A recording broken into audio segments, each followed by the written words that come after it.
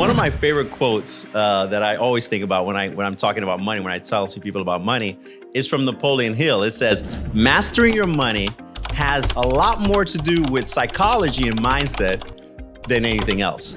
For example, if you can change the way you think, change the way you see money, you can ultimately change the results that you're getting. And that is very true. And it's like, I tell my people, like people that come to me and ask me for advice about finances, and I explain to them, I said, look, it's all about your philosophy. And I use the word philosophy, but it's just all about the way you see money. For example, the way you see anything. First of all, I came here and I tried to put on a shirt and the shirt was kind of tight. And I said, man, the shirt doesn't fit. But what I really should have said was, I cannot fit into the shirt, all right? And once you say something like that, I cannot fit into the shirt, then your brain automatically takes accountability for it and starts thinking of ways on how to change that, okay? So, and the same thing goes with your money.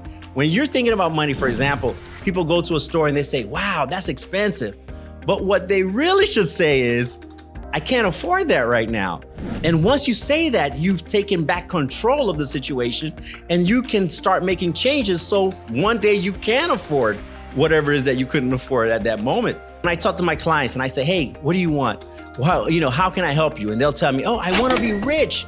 And I'll say, well, okay, rich is not a number. I said, your brain cannot work with rich.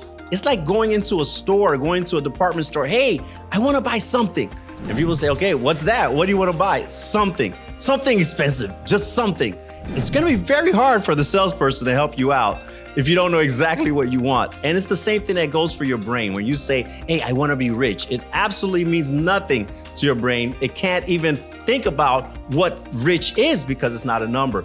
But if you say, man, I want to have $10,000 every month, or I want to have $1 million, okay? Then your brain's gonna start connecting the dots and say, okay, if I have 5,000 here, maybe I can get another 10,000, maybe I get a 20,000. Okay, how can we get to this number?